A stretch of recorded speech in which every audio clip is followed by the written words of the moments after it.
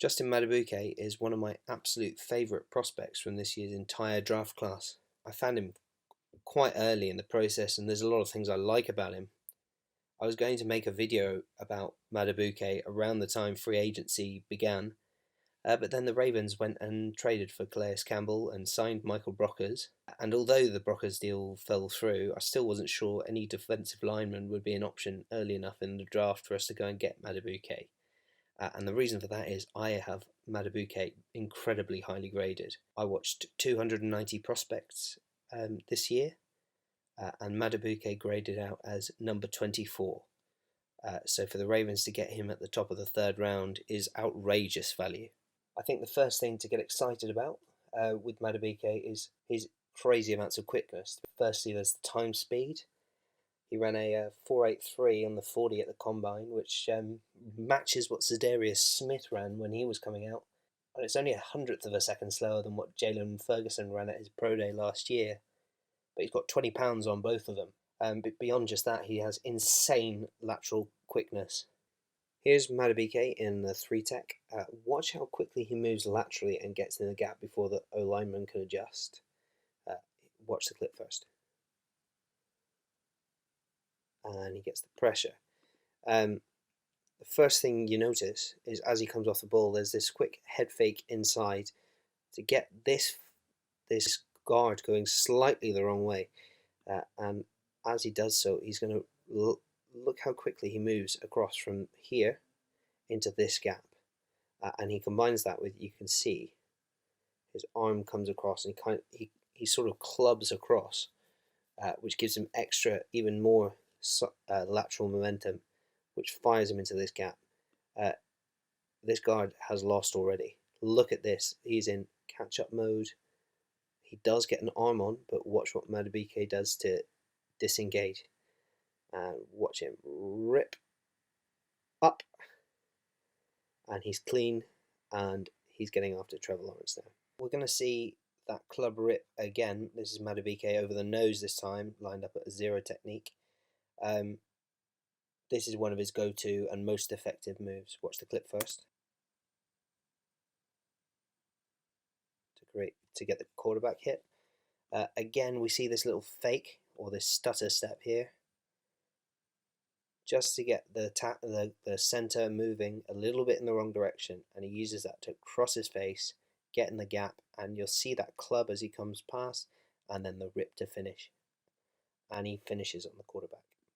We're going to see Madubuike, who's lined up at 0 tech again, try something similar, although this time the center is going to affect him just a little bit.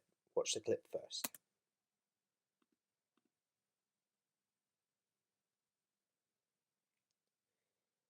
And he gets the sack.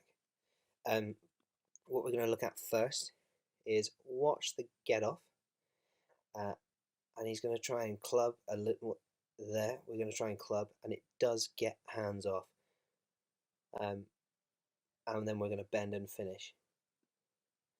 But I'm just going to show you the reverse of that angle. Here's Justin, and what you'll be able to see here is how he gets the hands off him. So we'll see him fire off, and we've got a bit of hand fighting that the center does get his hands on, and just watch him push and then extend with this arm. I'm not even sure quite how he gets that hand off him, but he kind of rips down or across or clubs even, and then extends. And then we see a nice little bit of flexibility actually here to bend and finish. Seen some quickness, and we've seen some good handwork, but Madubuike is not a one-trick pony.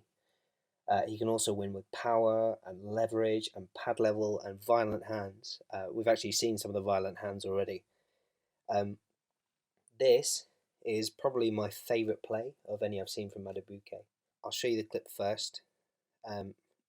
Here he is lined up opposite this tackle. I know it's a bit hard to see. I'll play it first. And finish. And in fact, you can see that there. The quarterback is not a fan. Look at him beg for that flag. So let's see what happened and why I like this play so much. So watch from the get off. He gets into the tackle, and he uses a push-pull move here. He engages with the tackle, and then he rips down there to pull himself past. And look how violent that rip is. Rips, and look, the tackle ends up on his knees. That is the guy who's supposed to be blocking Madubuike, and he's here. But what I like about this play so much, I mean, that's quite a refined and violent move. But what I love about it is that he pulls this move on this guy, and he's gone. And then this poor back here comes across to try and engage him, and he does engage. And he is no longer engaged. Madubuike swats him away like a fly and finishes violently.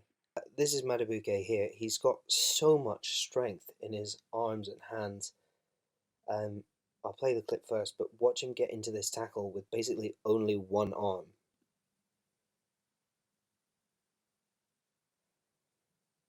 And make the tackle for loss.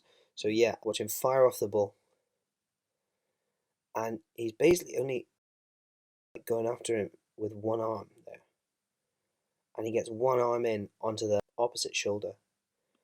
And with just the one arm, basically leverage him, eases him out of the play, and gets himself a tackle for loss. But it's the raw strength in just the one arm. I mean, he struggles with length sometimes, and he doesn't have the longest arms, but he is powerful with his hands. Here's Madubuike, and we're going to see him win with one arm again, which is interesting. Watch the play first. Violent finish. He gets the ball out. So he's going to fire off the ball, and he's going to get into this guy again, kind of getting his opposite arm into. Oh no, actually it's the same side arm this time. He gets his arm, just see it, just under this arm here and inside, and uses that to leverage the lineman, and then with one arm, basically almost long arm him, and beat the center coming across to recover and finish. And that burst to finish is pretty nice to see. Madubuike clearly relishes contact with the quarterback. Bang. Here, we're going to see him stay in his gap and not let the O-line get across from him. He's here, and the O-line are going to try and slide this way a little bit. Watch the clip. He blows that play up. So watch him get across. This guy trying to get the other side of him, hold his gap integrity. He's got great hands inside, great leverage, and he's just going to bully this guy into the backfield and reset the line of scrimmage, and then force this back into all sorts of problems. And he's going to disengage and make the tackle. Just the way he beats him into the gap with speed and then controls him and does basically whatever he wants with him. Again, this time against Georgia, so we're looking at two offensive lines in a row here that are pretty high quality, and watch him be a bully in the gap. So he's here, watch him.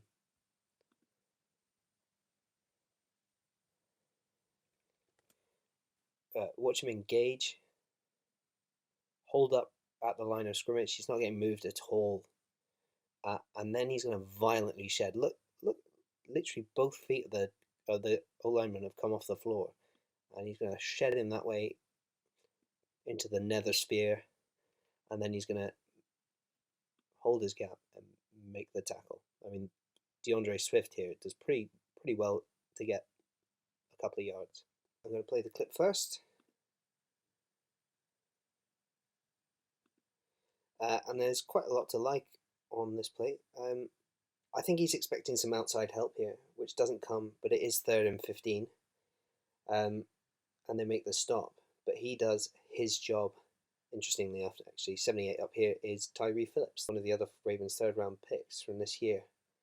But anyway, Madubuike is incredibly strong at the line of scrimmage and really doesn't get moved at all. Watch him engage, playing with a good pad level, holds his gap, he's not getting moved at all. He does sometimes struggle with length. He's not really able to control this guy here. So rather than holding him up in that gap, he just sheds and gets himself alone in that gap. Now he does force the back outside, and I'm assuming he's expecting these guys to come downhill, which they do, albeit a little bit slow, but they make the stop. I've mentioned having some issues dealing with some length, and we'll see that a little bit here. Watch the play.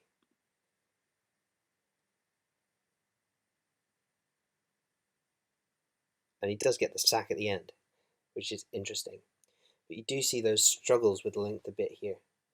The offensive lineman gets his hands on and is able to control him a little bit. If you see, he's kind of got hands on and he's kind of stalled there.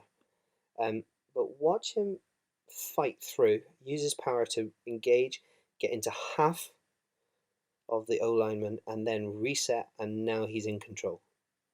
So he did struggle early here, but it's encouraging to see he can win later in the down as well as early, like we saw with some of those reps of quickness earlier on. And he's rewarded for that high effort with a sack. I'm going to throw in this quick clip just because this here, the guy he's matched up against, he's here at the zero technique, is Lloyd Cushenberry, who was drafted also in the 3rd round and was one of the better interior offensive linemen in the class. And I just want you to see what he does.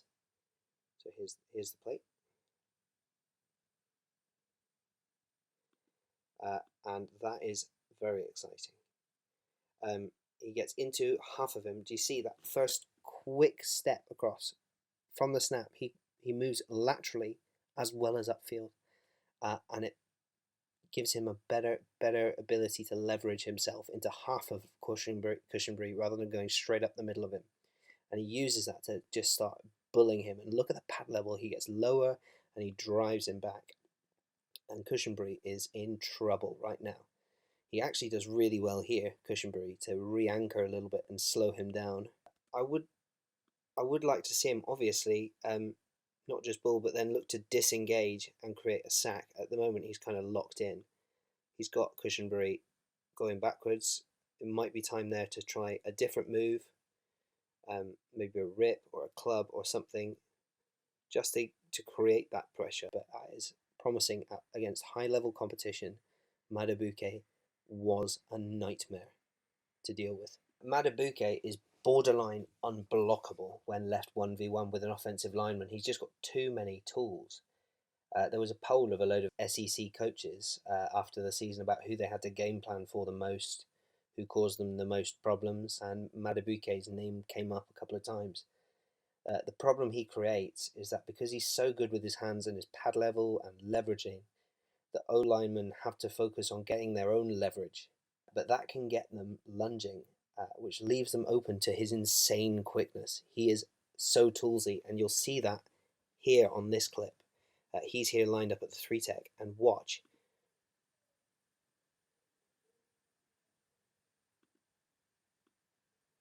The lineman is terrified of getting held up in this gap, and it causes him to lunge. And look, he's gone.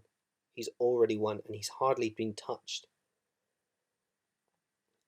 The penetration and the lateral agility are so quick, the lineman ends up on the floor on his hands without any meaningful contact. Obviously, he's lunging, but it's the threat of Madubuike that is forcing him to lunge, and he gets in and makes the tackle for loss. It's also great seeing that swim move as another move in his arsenal. I haven't been pointing it out the whole time, but you'll notice through all these plays that he's lining up it all over the defensive line in different spots. And that positional flexibility gives him the opportunities to get on the field in different combinations. I think for the Ravens, he's primarily a 3 technique, but he'll be really effective pushed inside to the 0 for some of those obvious passing downs. Early, I see him as a rotational defender who could potentially win a starting job over Derek Wolfe in the base defense. albeit the Ravens haven't played much base defense for a few years now. I fully expect him to make an impact in year one, though, as part of that defensive line rotation, and that's rotating is one of and substituting is one of Wink Martindale's greatest strengths as a defensive coordinator. The idea of Madubuike and Calais Campbell together is pretty exciting.